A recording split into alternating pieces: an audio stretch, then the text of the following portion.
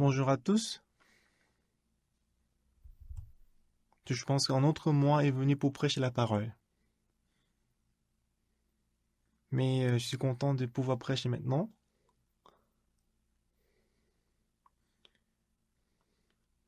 Ce soir, tous les leaders chrétiens du monde entier sont réunis ici.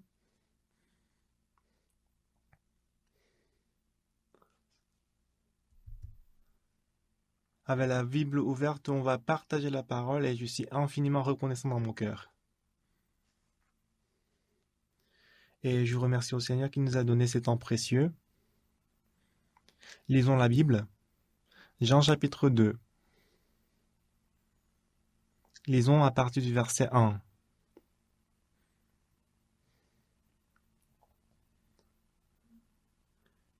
Si vous y êtes, je vais lire Jean chapitre 2, verset 1.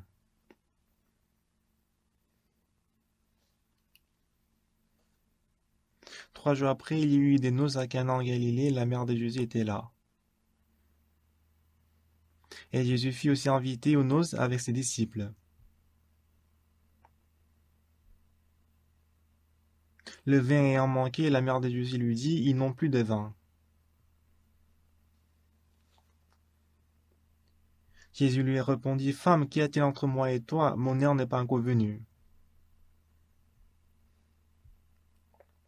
Sa mère dit au serviteur, faites ce qu'il vous dira.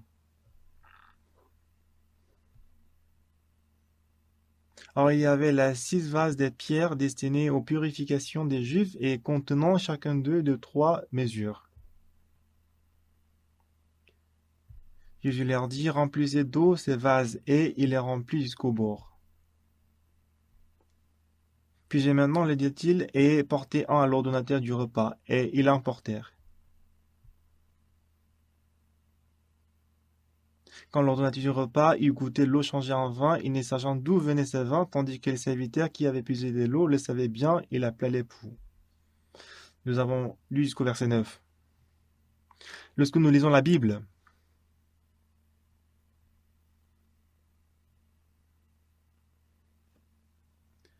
la Bible nous permet de sortir de notre cœur et aller vers le cœur de Dieu.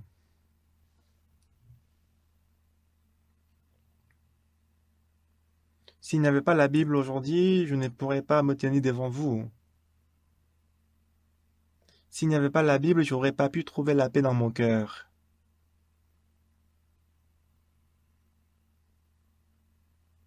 La Bible m'a donné la paix, la joie et le bonheur. Ce n'est pas la Bible seulement qui travaille dans mon cœur. Des fois, les inquiétudes, les soucis entrent dans mon cœur. Mais la Bible a chassé les inquiétudes et les soucis. Et la Bible m'a donné le cœur pour Jésus-Christ.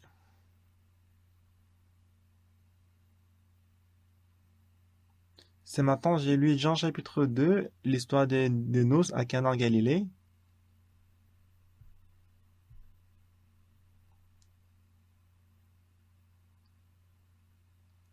Ici, le vin ayant manqué, la mère de Jésus-Christ a demandé à Jésus qu'ils avaient besoin du vin.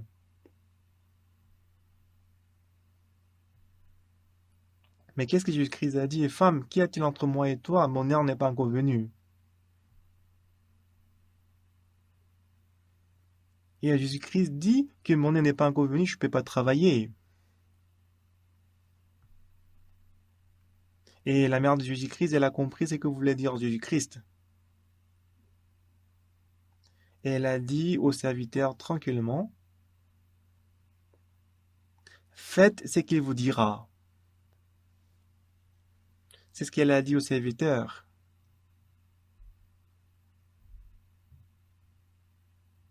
Selon cette parole, la parole de Jésus-Christ était accomplie.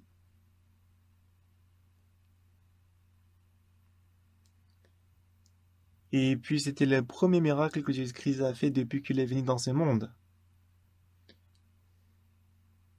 Donc qu'est-ce que ça montre aujourd'hui? C'est mon histoire et c'est votre histoire. Quelle que soit la difficulté et la position dans laquelle vous vous trouvez, Faites ce qu'il vous dira. Ne faites pas selon votre pensée, mais faites selon la parole de Jésus-Christ. Autrement dit, abandonnez vos pensées. Jusqu'à présent, vous avez suivi vos pensées, mais suivez la parole de Dieu. C'est ce que ça veut dire. Mais comme cette parole a été accomplie en tant que telle, et Jésus-Christ était en mesure de résoudre les petits et grands problèmes. Non seulement qu'il y avait le manquement de vin aux noces à Cana en Galilée, peut-être selon la personne, il y aura des différences. Donc selon le principe de la Bible, lorsque nous rencontrons une situation, voici mes pensées, telle et telle chose.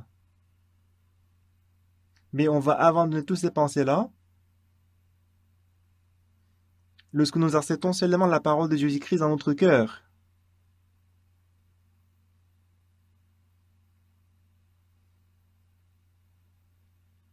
Lorsque la parole de Jésus-Christ est plus forte que les pensées qui nous ont entraînés jusqu'à présent.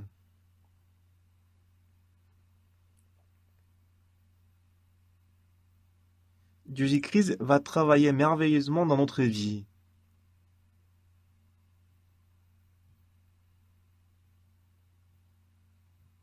En Corée, juste après la guerre de Corée, il y avait un melon qui s'appelle grenouille.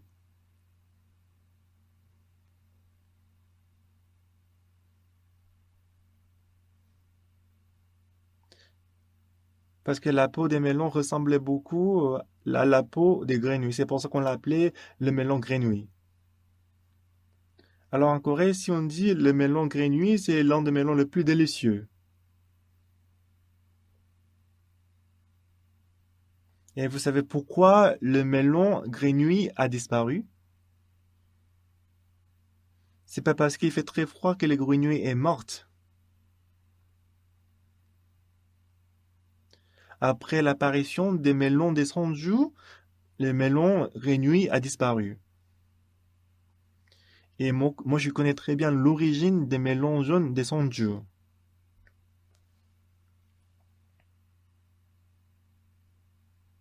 Une fois, je suis allé à Sonju.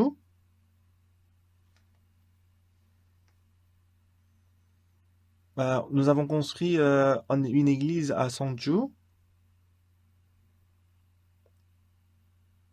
et on m'a invité à prêcher la parole lors de la cérémonie de l'inauguration. C'est ainsi que je suis allé à Sonju. J'étais très choqué parce qu'à Sonju, il y a plus de 4000 personnes qui cultivent les melons.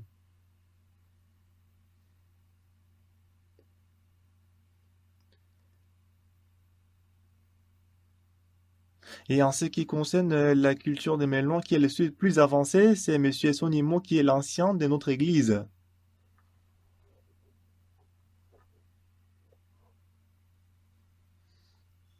Et ces jours-là, après la cérémonie d'inauguration, j'ai mangé le repas. Et quand j'ai mangé le repas, ancien Sonimo, il m'a donné son témoignage. Il a dit pour la construction de la chapelle, il a donné comme offrande 600 000 dollars.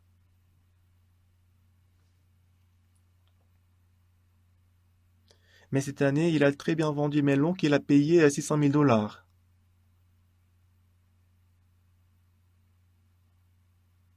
Ah, la vente des melons, c'est très bon.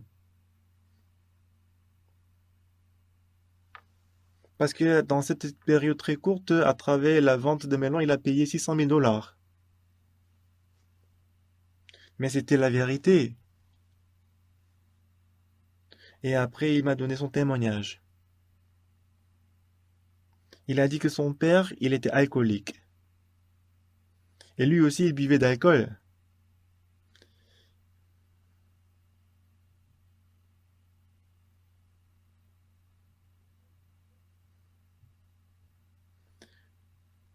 Un jour, son père a rencontré Mission de la Bonne Nouvelle et il a reçu le salut.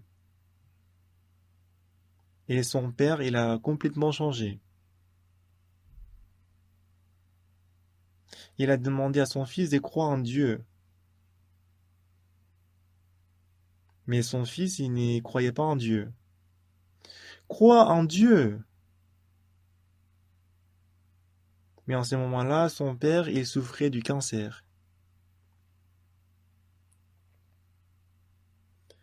Et son père était sur le point de mourir à cause du cancer. Depuis quelques jours, il ne mange pas du tout. Alors il s'est demandé pourquoi mon père ne mange pas. Peut-être à cause du cancer qu'il n'a pas l'appétit.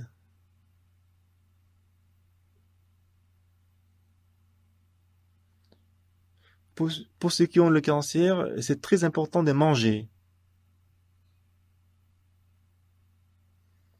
Mais pendant 3 jours, son père n'a du tout mangé. Ah, pourquoi mon père ne mange pas? Peut-être qu'il n'a pas l'appétit. Mais un jour, sa mère, en pleurant, elle a dit ceci. Ah, Immo, mon fils, tu sais pourquoi ton père ne mange pas? Peut-être il n'a pas l'appétit, c'est pour ça qu'il ne mange pas. Non, il mangeait très bien avant. Mais alors pourquoi est-ce qu'il ne mangeait pas?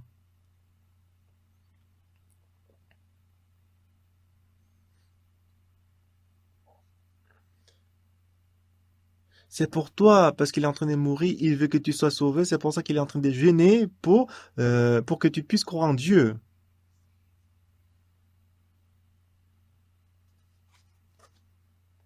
Et son fils s'est dit, est-ce que je suis vraiment méchant?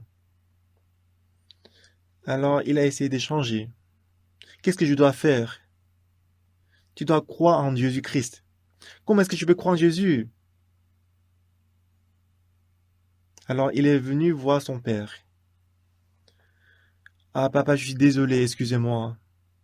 Moi je vais croire en Jésus. Mais avant que je croie en Jésus-Christ, il faut manger. Je vais t'écouter, mange. Ah bah je te demande de tout mon cœur. Bah si tu peux manger, je vais croire en Dieu. Son père a dit, d'accord, je vais manger. C'est la cuisine que mon fils a apportée, je vais manger. Donc il a mangé, et ensuite il lui a prêché la parole. Et son fils, il a reçu le pardon du péché.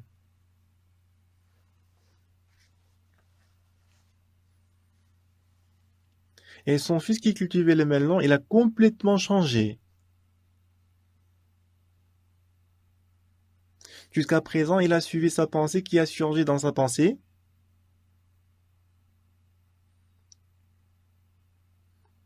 Alors maintenant, il ne vit plus selon sa pensée, mais il vit en recevant la pensée de Jésus-Christ. Alors en hiver, il a planté les melons. Et cet hiver-là, il faisait très très froid. Alors la plupart des melons étaient morts.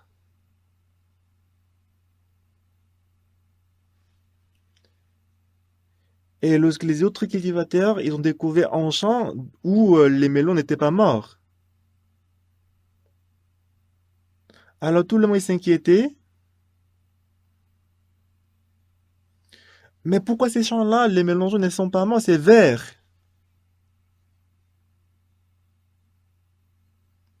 Alors tous les cultivateurs se sont venus auprès de ces champs. Ah, Monsieur Son, pourquoi est-ce que tes mélangeons sont vivants? Alors il a expliqué,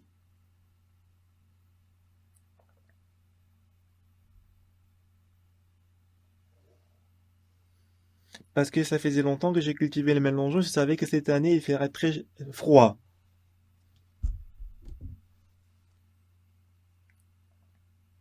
Alors j'ai donné les engrais aux mélangeons qui peuvent supporter le froid. Alors ce sont les cultivateurs qui cultivent les mélangeons, melons.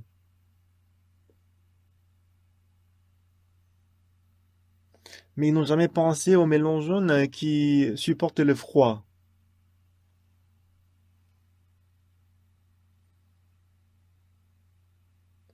Ils ont écouté il a donné les engrais pour supporter le froid. Alors les d'autres cultivateurs ont demandé c'est quoi les engrais qui aident à supporter le froid? Ah bien sûr ça existe. Réfléchissez-y. Lorsque vous allez en Russie où il fait froid, parce qu'il fait froid en hiver, quel genre de nourriture est-ce que nous mangeons? On mange la graisse des porcs, on mange beaucoup des viandes, la graisse, n'est-ce pas? Pas contre l'Afrique où il fait très chaud. On mange pas trop la graisse, mais on mange beaucoup les légumes et les fruits. Donc c'est la même chose pour les fruits. Donc à force d'écouter ce qu'il disait et comprenait, mais le niveau de Monsieur Esson était plus avancé que les autres cultivateurs. Alors lui, il a développé les melons continuellement. Alors il vend les melons et les melons que Monsieur Esson il cultive et il récolte, c'est à 100% vendu au grand magasin. C'est le grand magasin qui vient pour signer le contrat avec lui. Il vend, il vend le même carton, mais le grand magasin demande, je vais vous payer 10 dollars de plus. Il faut nous donner tous les mélangeons que vous cultivez. C'est pour ça qu'il vend tous les mélanges jaunes au grand magasin. Donc il ne s'inquiète pas du tout à la vente des mélanges jaunes, puisque c'est le grand magasin qui prend tous les melons. Alors le vrai, il pense toujours aux melons. Donc dans votre vie,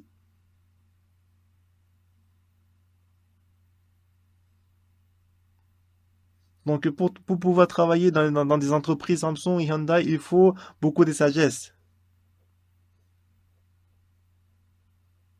Parce qu'à travers les sagesses qu'on a, on doit inventer et fabriquer les smartphones et les portables. Donc cette personne, autrefois, il vivait avec sa propre pensée, mais après avoir cru en Jésus-Christ en lisant la Bible, il a changé sa pensée contre la pensée de Jésus. Le vrai maintenant, même s'il a beaucoup de pensées en lui, il les méprise. Et ensuite, en récemment la sagesse qui vient de Dieu, il cultive les melons. Il a cultivé les melons. Donc, au printemps, il cultive et récolte les melons. Les melons jaunes, ils fleurissent une fois, ils portent des fruits. Après une pause, il fleurit et après il porte des fruits. Après une pause, et la troisième fois, il fleurit et il porte des fruits. Donc, après avoir porté le fruit à la troisième fois, même s'il y a toujours du soleil, il ne fait pas froid. Il ne porte plus les fruits, les melons. Ah, melon! Il fait encore beau, ben pourquoi tu veux être fané?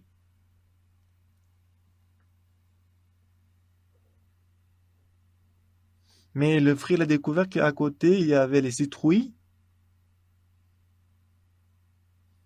Il commençait à comparer la citrouille et le melon. Donc le melon, c'est petit, alors que la citrouille, c'est grande. Ah, c'est pareil. Bah, le mélange, c'est petit et les citrouilles, c'est grand. Ah, mélangeons, regardez les citrouilles à côté.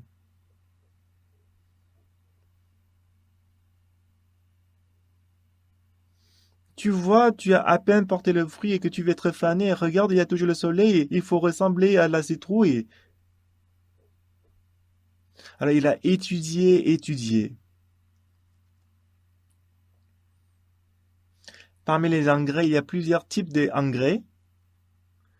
Et surtout, il y a trois types d'engrais. Le premier engrais, c'est engrais azoté.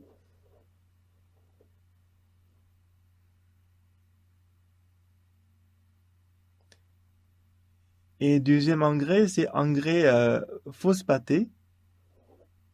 Phosphaté. Donc l'engrais phosphaté. Et troisième, je sais, et souvent l'azote, ça influence beaucoup les tiges. Et que phosphate, ça influence beaucoup les racines. Et troisième engrais, ça influence beaucoup les fruits. Alors le monsieur Son, il a donné beaucoup d'engrais pour fortifier la racine. Oui, ça a montré un peu des progrès, mais ça n'a pas apporté un grand changement. Ah, si seulement le mélangeon a des bonnes racines. Donc, quand il voit la racine qui porte beaucoup de melons, il voit que la racine est très forte et solide. Il a fait beaucoup d'efforts pour bien cultiver et porter beaucoup de fruits. À travers les engrais, ça a amélioré un peu, mais il n'y avait pas une grande différence. Alors, toujours, il a pensé, si seulement je peux fortifier la racine, si je peux fortifier la racine, c'était comme des voix qui est restée dans son cœur. Ah, la racine est faible. Si la racine est forte, c'est trop fine. Si il peut avoir la racine aussi grosse que la racine des citrouilles. Alors il a fait tous ses efforts pour fortifier la racine des melons jaunes, mais il n'a pas pu le faire. Mais Dieu lui a donné la sagesse. Un jour, il a planté les melons, et il a planté un melon, à côté une citrouille, melon, une citrouille, un melon, une citrouille, un melon, une citrouille, melon, citrouille. Il a planté les deux. Et lorsque les melons et les citrouilles ont poussé, lorsque les citrouilles ont grandi jusqu'à 10 centimètres,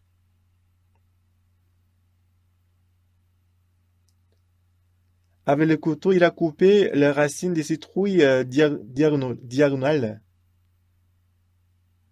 Donc il a aussi coupé les tiges des melons. Alors il a collé, greffé les tiges des melons à la racine des citrouilles. Et pour ne pas les séparer, il a collé avec le pince. Alors désormais, en recevant la nutrition que la racine des citrouilles a tirée de la terre, en fait, le tige des melons, c'est très fin. Ah, par contre, la racine des citrouilles, c'est aussi grand que le pouce. C'est bien raciné et que ça tire toutes les nutritions de la terre. C'était comme une révolution des melons. Donc, on appelle ça une révolution des melons.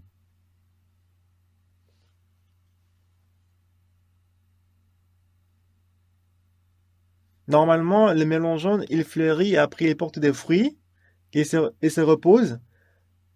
Et puis la deuxième fois, il fleurit, il porte des fruits et se repose. La troisième fois, il fleurit et il porte des fruits. Et après, il se met à être fané. Au contraire, en recevant beaucoup de nutrition de la racine des citrouilles. Ce qui est merveilleux, c'est que le melon, maintenant, le melon peut porter le fruit 5 fois. Pour quelques fois, ça peut porter jusqu'à 6 fois. Et en plus, le mélange, c'est sucré, délicieux et c'est grand. Mais ce qui est vraiment merveilleux,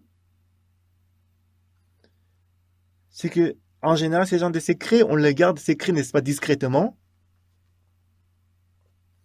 Mais il a commencé une école dans sa maison. Il a dit l'école des melons. Donc il a collé partout les affiches. Il a dit si vous voulez apprendre les melons, venez, je vais vous apprendre. Il a appris à tout le monde.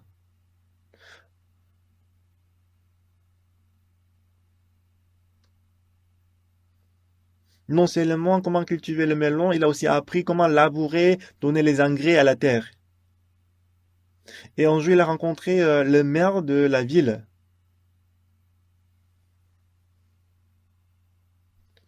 Et le maire il était étonné de voir qu'en général, on garde ces des choses comme le secret, mais il a révélé, il a appris à tout le monde.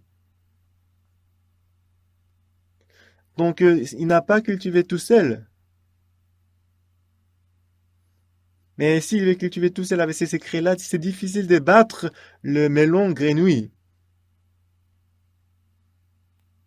Mais il a appris cette technique, ces secrets à tout le monde. Alors c'est ainsi qu'aujourd'hui, le melon de Sanju est devenu le meilleur. Et ils sont tous riches. Donc ça a apporté une révolution des melons. Et en parlant, moi, et en sciences mots, il était très merveilleux. Mes petits-enfants, quand ils viennent en Corée des États-Unis pendant les vacances, et cette année, on m'a dit qu'à cause du coronavirus, ils ne peuvent pas venir.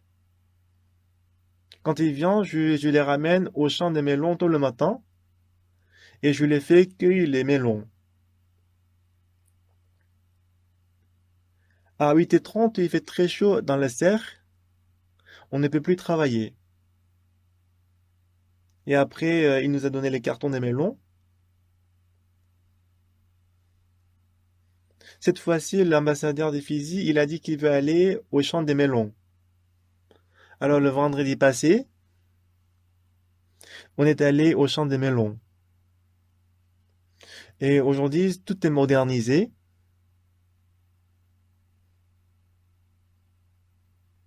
Devant le champ de melons, il a construit une maison comme un tunnel. Et qu'il a climatisé cette maison. Et aujourd'hui, on cultive le champ, les melons d'une manière très modernisée. Alors quand on met le melon dans une machine, il y a la machine qui marche et selon la taille et la dimension de melon, il trie. Et une fois que les melons sont triés, il les met dans le carton et qu'on l'envoie par la voiture, par le camion. Avec l'ambassadeur des Fidji et son mari Pastéjoné et l'un des employés de l'ambassade des Fidji. Et tous les trois, ils étaient tous contents d'être là. Donc, depuis le samedi passé, donc on a commencé l'étude biblique dans l'ambassade des Fidji tous les samedis. Donc je suis très reconnaissant.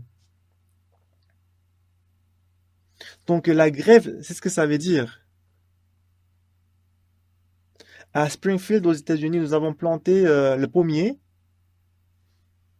Nous avons planté le pommier qui s'appelle 1 sur 2.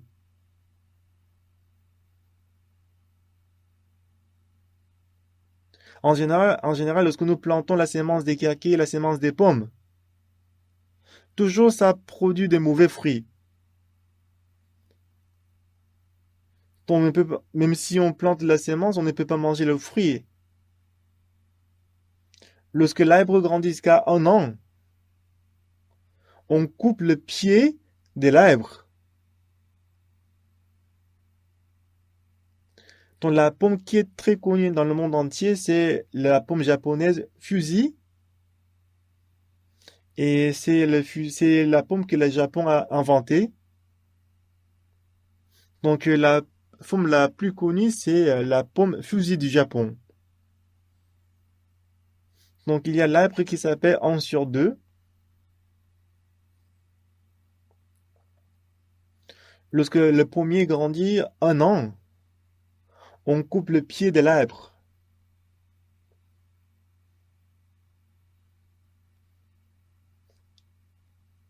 Et en général, même si la pomme est très délicieuse, si on plante la sémence, ce n'est plus délicieuse.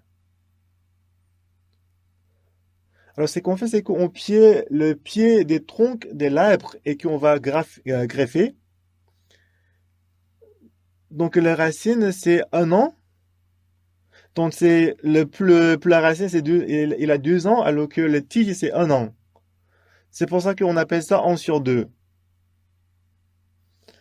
Alors, quand je suis allé aux États-Unis, j'ai dit au frais, je dis, il faut préparer 300 pommiers 1 sur 2.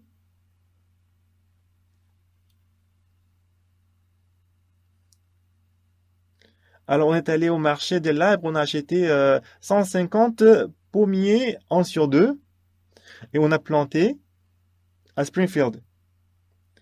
Mais il y a des cerfs qui venaient pour le manger. Je pense qu'à peu près 30 d'arbres pommiers sont mangés par cerfs.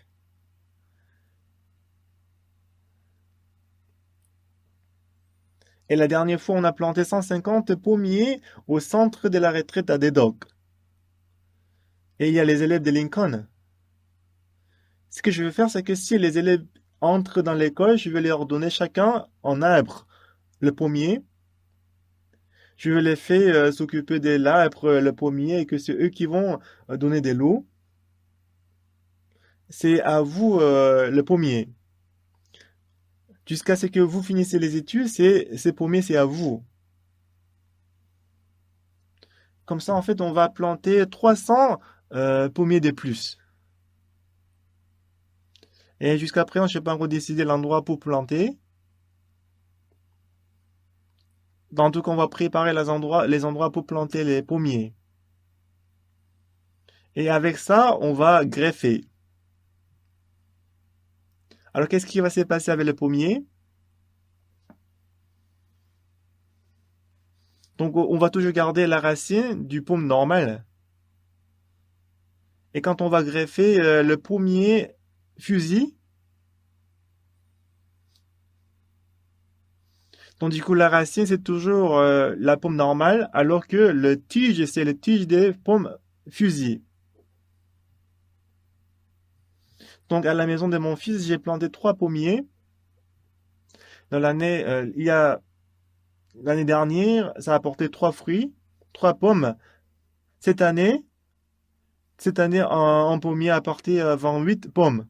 Je pense que l'année prochaine, ça va apporter 100 pommes. Et après 2 ans, 200.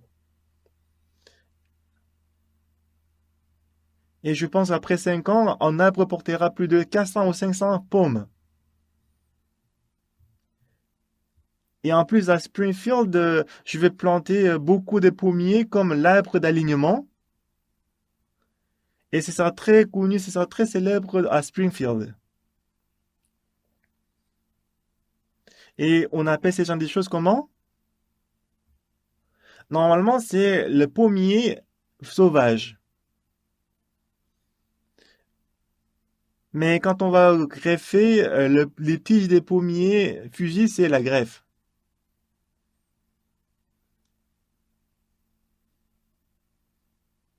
Alors, lorsqu'on fait la greffe, si on parle bibliquement, on dit que le pommier est né de nouveau.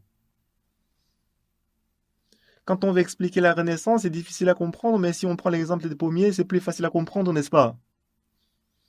Donc, la racine, c'est le pommier sauvage. C'est le pommier normal. Mais on va greffer les tiges des pommes fusil. De la même façon, les tiges, c'est les tiges des melons. Et après, on va prendre la racine des citrouilles pour les coller, pour les greffer.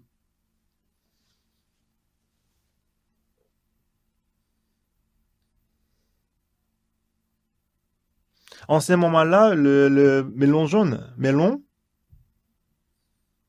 les tiges, c'est melon. Mais la racine, c'est la citrouille. Ce qui fait que la citrouille, la racine est très gros. C'est aussi gros que le pouce. C'est bien enraciné aussi. Et ça, parce que ça va tirer toutes les nutritions qui se trouvent dans la terre.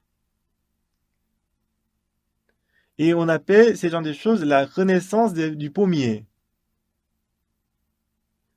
Si on dit la renaissance, c'est difficile à comprendre ce que veut dire la renaissance, n'est-ce pas?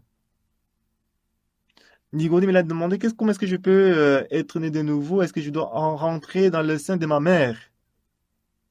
C'est comme ça que Nimone, il comprenait, il pensait. Jésus-Christ a dit,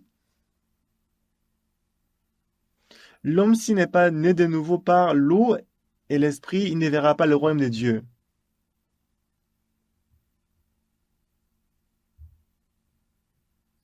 Donc la renaissance du melon, la renaissance des pommiers, la renaissance de l'homme, c'est la même chose. Donc je vais vous poser des questions. Donc le melon, c'est bon. Mais c'est quoi le problème? La racine est faible, n'est-ce pas? Alors ce qu'on doit faire, c'est de changer la racine. Est-ce que vous comprenez? Oui, c'est ça. On doit changer la racine. Est-ce que vous comprenez? Donc c'est toujours la même chose. Lorsque nous regardons un homme, il est très beau, n'est-ce pas? Il est très beau. Mais si son cœur est beau aussi, qu'est-ce qu'il est bon? Mais disons que son cœur est très méchant. Pour une femme, apparemment, elle est très jolie. Mais son cœur est très méchant. Donc du coup, elle doit naître de nouveau. Mais comment est-ce qu'on peut naître de nouveau? Est-ce qu'on doit couper le bras, la jambe pour naître de nouveau? Non. On va laisser, mais on va sortir le cœur. Et on va mettre le cœur de Jésus-Christ. Amen. Même si vous êtes très méchant, vous allez changer, n'est-ce pas? Mais la personne la plus méchante du monde, elle va changer. Si on prend l'exemple, est-ce que Pasteur Kim Gisong est là? Il est où? Ah, Pasteur Kim Gisong, est-ce que vous pouvez vous lever? Il était très méchant. Mais il est né de nouveau. Donc depuis ces jours-là, il a fait beaucoup de mal. Merci, asseyez-vous, assoyez-vous. Mais en jeu, il a sorti son cœur, il a mis le cœur de Jésus-Christ. Donc je suis jaloux parce qu'il est devenu aujourd'hui plus connu que Pasteur Oxopak. Lorsqu'il va en Afrique, il y a personne qui ne connaît pas Pasteur Kingisan. Il a donné 1 heure de prédication, après il sortait de la prison. Il a appelé le directeur de la prison. Il a dit, on va commencer l'école théologique ici dans la prison. Aujourd'hui, il y a beaucoup de gens en prison. On va les rendre le pasteur, ça sera très bien. Lorsqu'on a commencé l'école théologique, il n'y avait plus d'accidents en prison. Comment? Parce que Kingisan, en voyageant dans le monde entier, il a changé beaucoup de prisons. Parce que Kingisan, il ne reste pas dans son église. Toujours, il vit dans l'avion. Et où qu'il aille, il change la prison. Et aussi en prison, il y a le prisonnier à perpétuité. Le prisonnier à perpétuité, parce qu'il a commis un grand péché, il ne peut pas sortir de prison. Pour quelques-uns, ils sont condamnés à 10 ans de prison, 20 ans de prison. Mais les prisonniers à perpétuité, ils ne peuvent jamais sortir de la prison. Donc, en quelque sorte, ils sont des anciens de l'Église. Ils sont anciens de la prison. Donc, le pasteur Kingisan, il a réuni tous les prisonniers à perpétuité. Il les a oints comme pasteurs.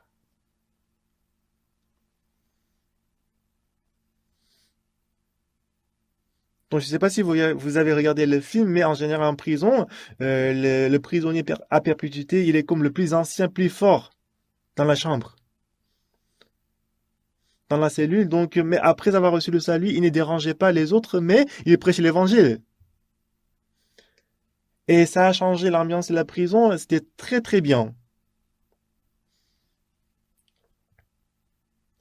Pasteur Guinguizan, il a lu le livre intitulé Les secrets de la rémission du péché en prison. Il a reçu le salut.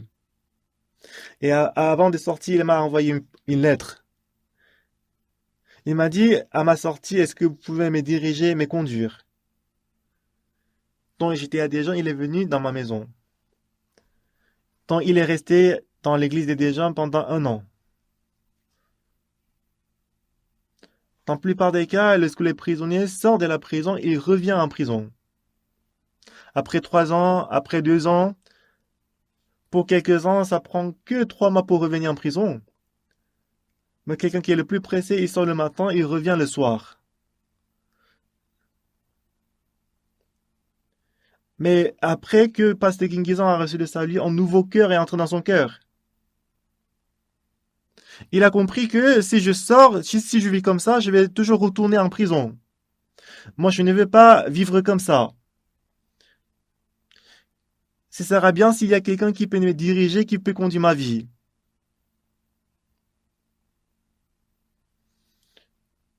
Donc la personne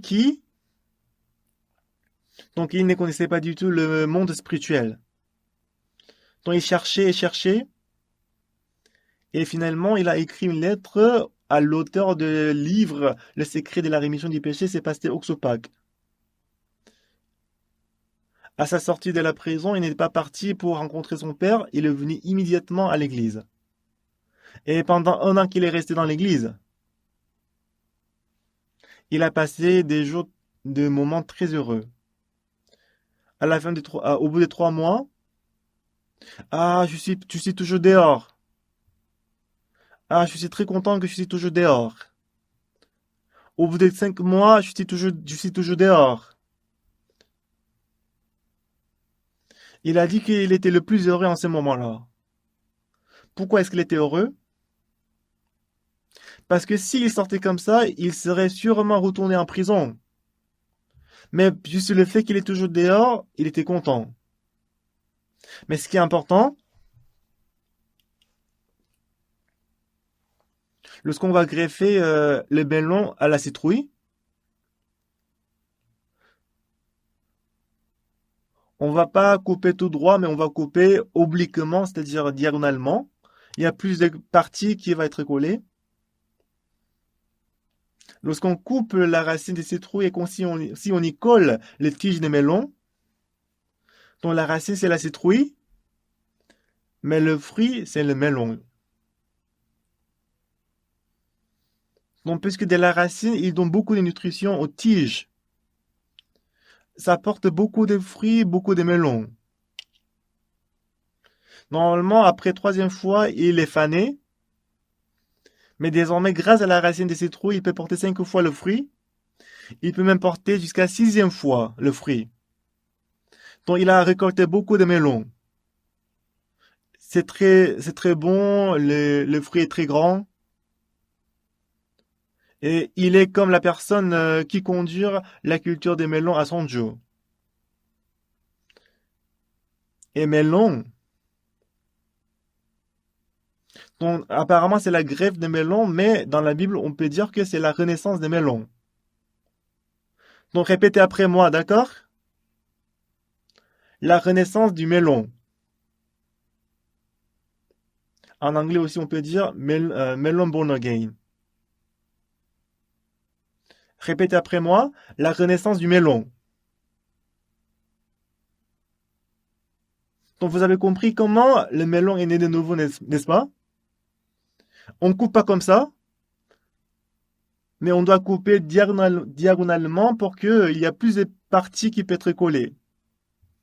Et une fois que c'est collé, c'est greffé et que ça devient en arbre.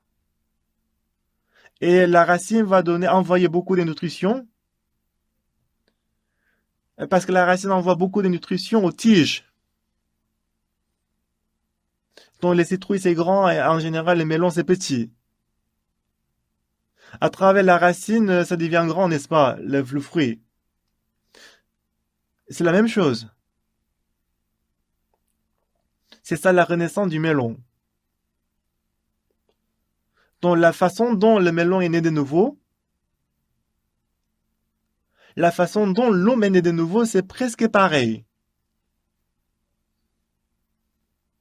Alors si vous comprenez ça, ce sera très facile d'être né de nouveau. Comment est-ce qu'on peut naître de nouveau? Jésus-Christ, il était aux noces à Cana en Galilée.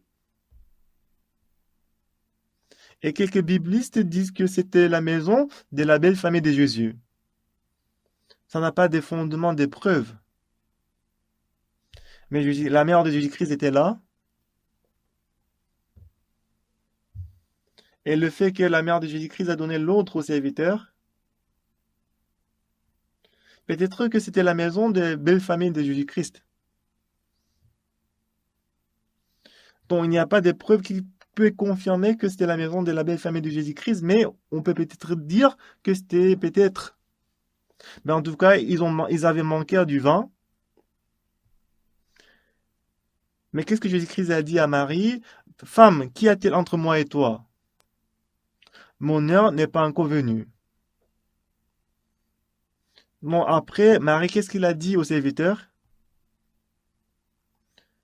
Faites ce qu'il vous dira. Donc ça, qu'est-ce que ça veut dire? Jésus-Christ et nous, nous avons des pensées différentes. Est-ce que vous comprenez? Nos pensées sont différentes. Nos pensées et la pensée de Jésus-Christ sont différentes. Beaucoup de fois, nous prenons la méthode humaine.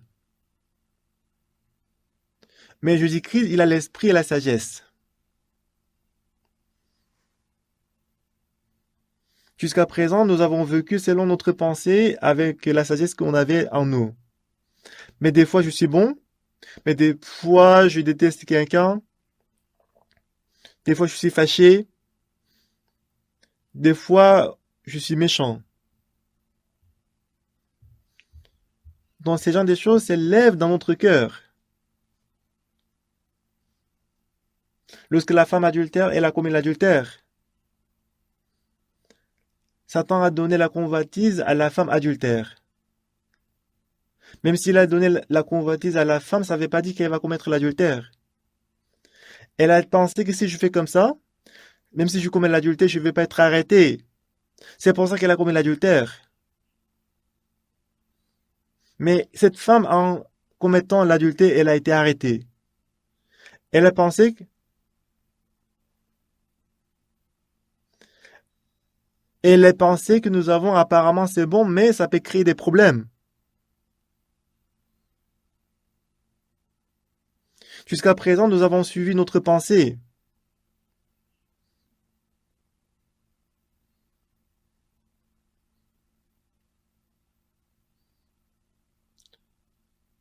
Lorsque nous avons suivi notre pensée en nous, ça a créé beaucoup de problèmes, on souffrait et qu'on était en difficulté. Si on coupe les tiges de la citrouille, si on hante les tiges des melons à la citrouille, c'est vrai que la racine c'est la citrouille, mais parce que ça va porter le fruit comme melon. Parce que la citrouille et la racine ont beaucoup de nutrition, ça devient très fort.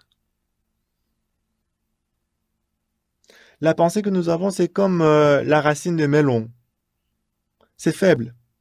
On est très tenté, on est très bien tenté, on est facilement séduit et on plonge dans le péché.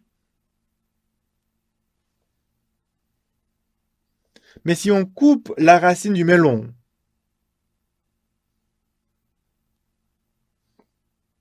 mais comme si on greffe les tiges des melons à la racine des citrouilles, ce qui est vraiment simple. c'est que nous coupons notre pensée et je dois greffer le cœur de Jésus-Christ dans mon cœur. Apparemment, ça a l'air difficile. On s'est dit, comment est-ce que je peux le faire? Mais si vous réfléchissez, c'est très facile.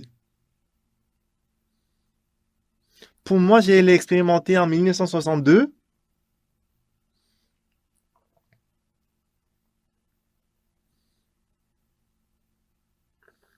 Quand j'ai fréquenté l'église, mais tout ce que je faisais, il y avait l'échec dans ma vie. J'avais 5 projets en moi, mais tous les 5 projets que j'avais portés, ça a échoué. J'ai compris que si je suis ma pensée, je vais complètement périr. Si je suis ma pensée, je vais périr. Je pense que j'allais réussir. Je pense que j'allais réussir.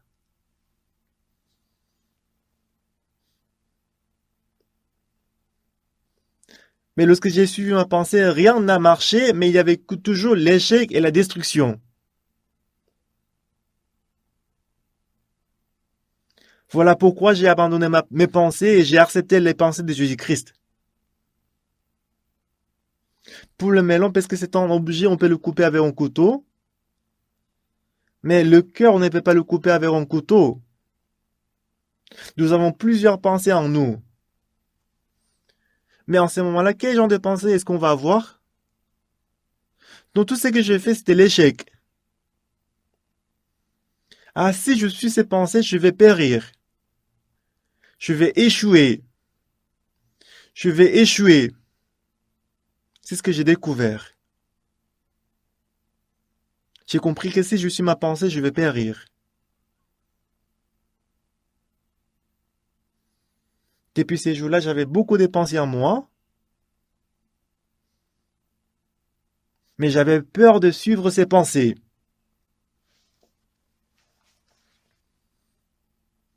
Puisque jusqu'à présent, quand je suivais ma pensée, c'était l'échec. En 1962, quand j'avais 19 ans, ma vie était très misérable. Ma vie était sans l'espoir et il n'y avait pas aucun moyen. Donc à ce moment-là, j'ai volé, toujours avec mes amis, je faisais du mal, j'ai volé la pomme, les kakis. Mais je savais que si je suis ma pensée, je vais être détruit. Alors j'ai accepté le cœur de Jésus-Christ en moi. Mais si on lit la Bible, ma pensée est différente de la pensée de Jésus-Christ. Alors en vérifiant la Bible un après l'autre, et en lisant la Bible, j'ai compris que ma pensée est différente de la pensée de Dieu. J'ai finalement décidé d'accepter la parole dans mon cœur. Romains chapitre 3, verset 23. Tous sont péchés et sont privés de la gloire de Dieu. Mais si on voit verset 24, ils sont gratuitement justifiés par sa grâce, par le moyen de la rédemption qui est en Jésus-Christ. Donc selon verset 23, on est pécheur. Tous ont péché et sont privés de la gloire de Dieu. Ah oui, c'est vrai, je suis pécheur. J'ai menti, j'ai volé, j'ai battu, j'ai fait du mal. Je suis quelqu'un de très méchant. Moi, je ne peux pas parvenir à la gloire de Dieu. Donc c'était vrai. C'est pourquoi toujours je disais que j'étais pécheur. Ah Seigneur, pardonnez-moi les péchés. J'ai menti, j'ai volé. C'est vrai que j'ai menti, j'ai volé. Bah souvent j'ai volé les fruits du champ des voisins. Avec mes amis, on est allé chez voisins pour voler les pommes. J'ai fait toutes sortes de mal, du mal. C'était vrai que j'étais pécheur. J'étais méchant. Mais quand on regarde le verset 24,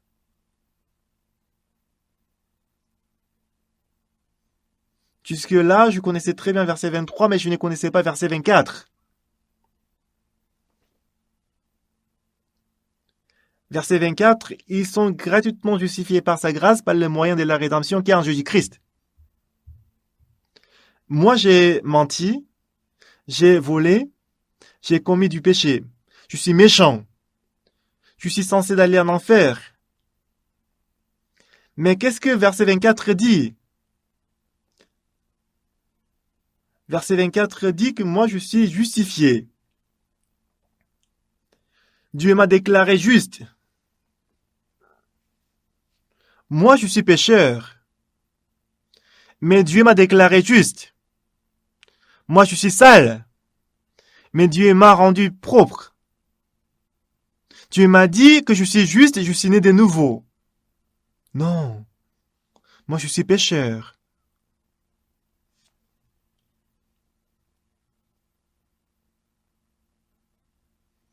Parce que moi, j'ai pensé que j'étais misérable. Pour réussir, j'ai commencé à ajouter le mensonge à ma parole. Les mensonges et le mensonge. Bah, je me disais que ce n'est pas un grand péché. Ça va pas endommager les autres. Donc si j'ajoute un peu de mensonges, c'est bon à parler et c'est bon d'entendre. Et c'est comme ça que j'ai commencé à mentir. Mais ce qui est merveilleux, au départ, je pensais que même si je mens, il n'y aura pas de problème. Mais depuis ces jours-là, j'ai commencé à mentir à chaque fois que j'ouvre la bouche. Et au bout d'un an, mes amis disaient, ah, Oxou, il va encore mentir. À chaque fois qu'il ouvre la bouche, il ment. C'est ce qui s'est passé. Ah, il faut que je m'arrête de mentir. Moi, j'ai pensé que même si je mens, ça va pas endommager, blesser les autres. Mais je pouvais pas m'arrêter de mentir. Alors, Apocalypse chapitre 21, verset 8.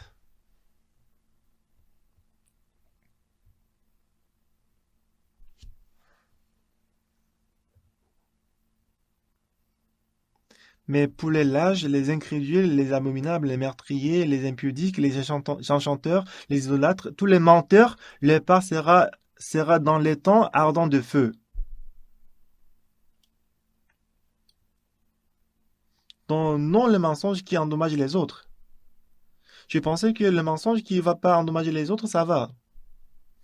Mais la Bible dit, tous les menteurs, leur part sera dans les temps ardents de feu. Ah, moi je dois aller en enfer, parce que j'ai beaucoup menti. Ici on dit tous les menteurs. Donc moi je me disais que je dois aller en enfer. Ah, je dois aller en enfer. Je ne peux m'empêcher d'aller en enfer. Mais je ne pouvais pas m'arrêter de mentir. Parce qu'à chaque fois que j'ouvrais la bouche, j'ai menti. Alors pour ne pas mentir, depuis le matin, j'ai fermé la bouche, je ne parlais pas. Mais dans l'après-midi, le mensonge sortait par la bouche. C'était dur. C'était vraiment dur. Mais je suis une personne très sale, abominable. Moi, je connaissais très bien Romains chapitre 3, verset 23. Parce que j'ai commis le péché. C'est vrai, c'est exact. Mais verset 24, je ne le savais pas.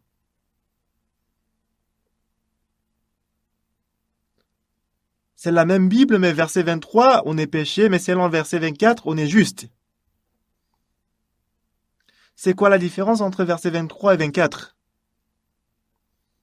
Dans le verset 23, moi j'ai commis le péché.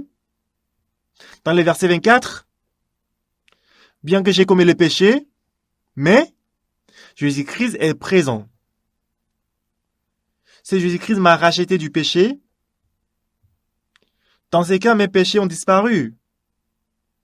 C'est ce que j'ai cru. Jusqu'à présent, parce que j'ai commis le péché, mon cœur était rempli par la pensée que je suis pécheur. Donc, partout dans mon cœur, c'était rempli de péchés. Mon cœur était rempli du vol, des péchés, du mal. Pour moi, de dire que je suis péché, c'était normal. Je suis pécheur. J'ai commis beaucoup de péchés. Moi, je suis pécheur. Mais qu'est-ce que dit la Bible? Et ils sont gratuitement justifiés par sa grâce par le moyen de la rédemption qui est en Jésus-Christ. Il y a le melon, et les tiges de melon, c'est bon. C'est la racine qui est faible. Mais si on coupe la racine du melon, si on la greffe à la racine des citrouilles, si Dieu travaille, c'est bien. Mais mon cœur ment toujours. Mon cœur vole. Mais couper le cœur de mentir et voler, selon cette pensée, je vais périr. J'ai coupé le vol et le mensonge. Et ensuite, j'ai accepté la parole dans mon cœur. Jésus-Christ m'a déclaré juste. Mais selon ma pensée, je ne suis pas juste. Parce que j'ai beaucoup volé et menti. J'ai commis beaucoup de péchés. C'est sûr que je suis pécheur. Mais Jésus-Christ, il m'a déclaré juste. Selon ma pensée, je suis pécheur. Mais selon la parole de Jésus, je suis juste. J'ai commis le péché. Mais Jésus-Christ m'a déclaré juste. Je suis saint. Comme si on greffe le melon. Alors j'ai coupé les pensées que j'avais jusqu'à présent. J'ai coupé la pensée que je suis pécheur. Et j'ai collé le cœur de Jésus-Christ qui m'a déclaré juste dans mon cœur. Comme si le melon est greffé à la racine des citrouilles. Jusqu'à présent, je vivais selon ma pensée et mes émotions. J'ai coupé toutes mes pensées. J'ai accepté le cœur de Jésus en moi. Et en ce moment-là, le travail de Dieu était créé. Qu'est-ce que Marie a dit au serviteur? Faites ce qu'il vous dira. Faites ce qu'il vous dira. Quelles que soient les pensées, faites ce qu'il vous dira. Selon la parole de qui? Selon la parole de Jésus. Si vous voulez faire selon la parole de Jésus-Christ, il faut tuer votre cœur, votre pensée. Si vous voulez suivre votre pensée, il faut tuer le cœur de Jésus-Christ. Ces jours-là, j'ai décidé dans mon cœur. J'avais beaucoup de péchés. Cependant, si la Bible dit je suis juste, je suis juste. Si Dieu m'a déclaré juste, je n'ai plus cru à ma pensée. J'ai coupé ma pensée. Si Dieu m'a déclaré juste, je suis juste. J'ai connecté la parole de Jésus-Christ dans mon cœur. En ce moment-là, avant, lorsque je vivais avec ma pensée, j'ai commis tout le mal. Et quand j'ai accepté la parole de Jésus dans mon cœur, j'ai changé, j'ai coupé ma pensée et j'ai accepté la parole de Jésus qui m'a déclaré juste. Comme si le melon est greffé, comme si le pommier est greffé de la pensée du cœur. Si je suis ma pensée, c'est la malédiction. J'ai coupé la pensée, j'ai accepté la parole de Jésus. Selon ma pensée, j'ai commis le péché, je suis méchant. Mais la parole de Dieu dit différemment. Tu es juste, tu es saint, tu es lavé, tu es lavé. Depuis ces jours-là, je n'ai rien fait. Mais une chose que j'ai faite, j'ai compris que si je suis ma pensée, c'est la destruction totale. J'ai abandonné ma pensée et ensuite j'ai accepté la parole de Dieu. Jésus-Christ, il est allé aux noces en Cana en Galilée. Mon heure n'est pas encore venue. Ça veut dire que l'heure de Jésus-Christ n'est pas encore venue. C'était pas encore l'heure. Lorsque l'heure de Jésus-Christ arrive, donc l'heure de Jésus-Christ, ça veut dire quoi? C'est le temps où Jésus-Christ travaille. C'est pour ça que Marie a dit aux serviteurs, faites tout ce qu'il vous dira. Faites. Faites.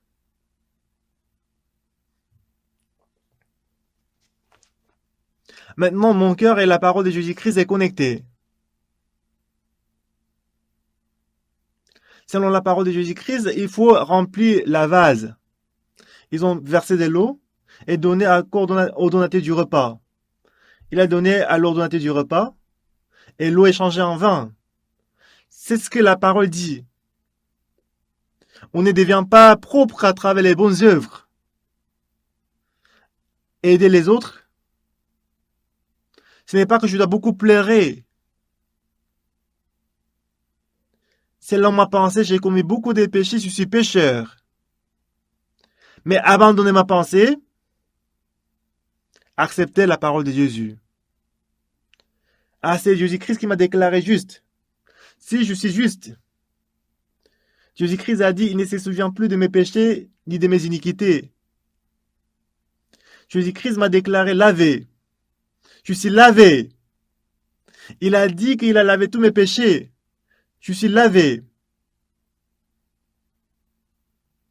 Ma pensée est maintenant connectée à la parole de Jésus.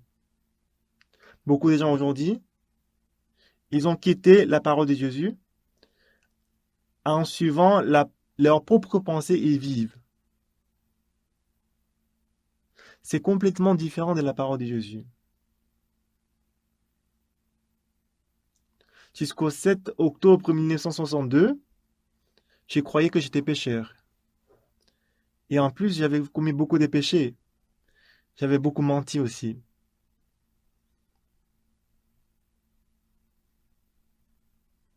Cependant, le 7 octobre 1962, le matin là, ce matin, j'ai compris que le sang de Jésus-Christ a lavé mes péchés. Moi, je crois que je suis pécheur. Mais la Bible dit que je suis juste. Comme si on greffe les tiges de melon à la citrouille. Au lieu de suivre notre pensée à nous, maintenant, croyez à la parole de Jésus. Mais le melon ne reçoit plus la nutrition qui vient de la racine du melon. Mais il reçoit plutôt la nutrition qui vient de la citrouille, la racine des citrouilles. Maintenant, je me renie, j'abandonne ma pensée. J'ai accepté la parole de Dieu dans mon cœur. Quel que soit le nombre de péchés que j'ai, si Dieu m'a déclaré juste, je suis juste. Quel que soit le mal que j'ai fait, si Dieu m'a dit que je suis lavé, je suis lavé. S'il m'a déclaré saint, je suis saint. C'est ainsi que j'ai cru. Ce qui est merveilleux, depuis ces jours-là, ce n'est plus moi qui vis en moi. Comme si le melon reçoit la nutrition qui vient de la racine des citrouilles. J'ai commencé à vivre en recevant la force qui vient de Jésus. J'ai abandonné toutes mes pensées. J'ai commencé à croire à la parole de Dieu. Et en ce moment-là, je suis né de nouveau. Non à travers mon cœur, mais avec le cœur de Christ. J'ai commencé à changer. J'ai remarqué que la force venait de Dieu et de Jésus-Christ. Je ne peux pas exprimer ma joie à tel point que je suis heureux. C'était très merveilleux. C'est ça la renaissance. Toujours mon corps, c'est moi.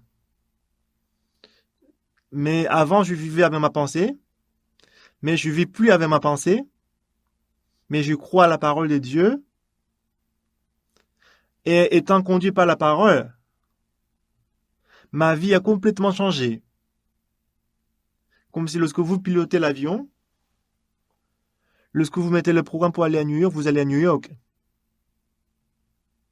Si vous voulez à Tokyo,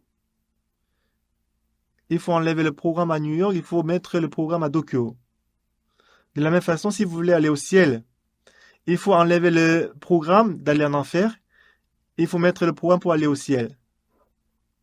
Si Dieu vous a déclaré saint, vous êtes saint.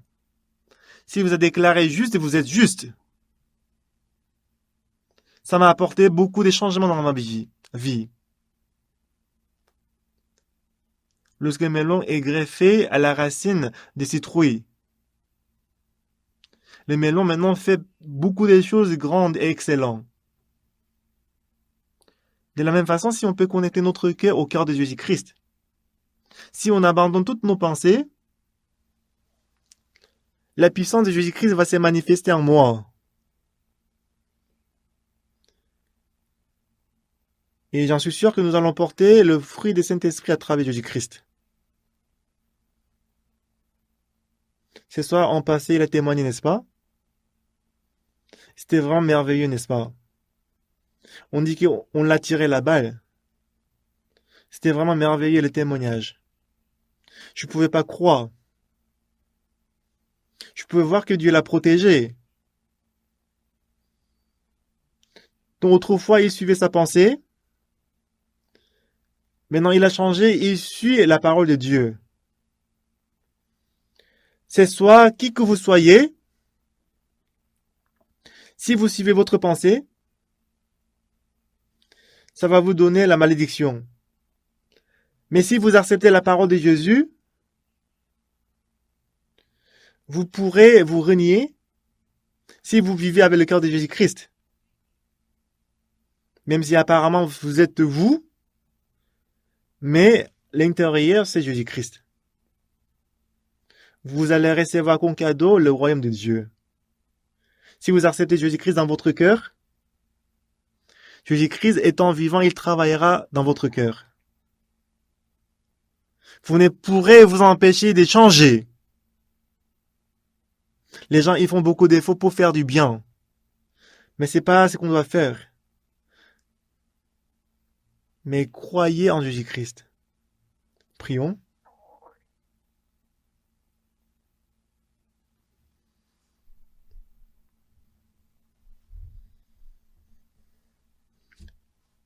Éternel Dieu Tout-Puissant, notre cœur est sale, méchant et tordu. Pendant qu'on vivait avec notre propre cœur, on était sombre, on a commis du mal. Mais le cœur de Jésus-Christ est rempli de la bonté et de la lumière.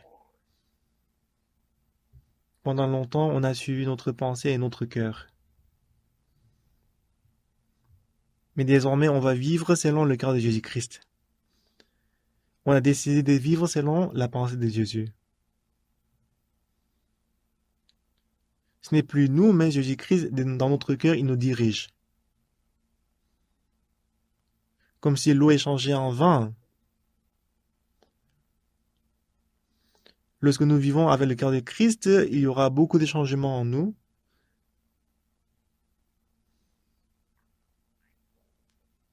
Cette fois-ci, il y a beaucoup de pasteurs et des chrétiens qui se sont réunis ici. Et si on voit en détail, toutes nos pensées sont méchantes. Permets-nous d'abandonner nos pensées.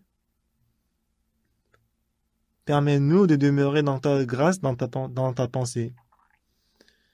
Et conduis-nous. Merci Seigneur. J'ai prié au nom de Jésus-Christ. Amen. Merci à tous.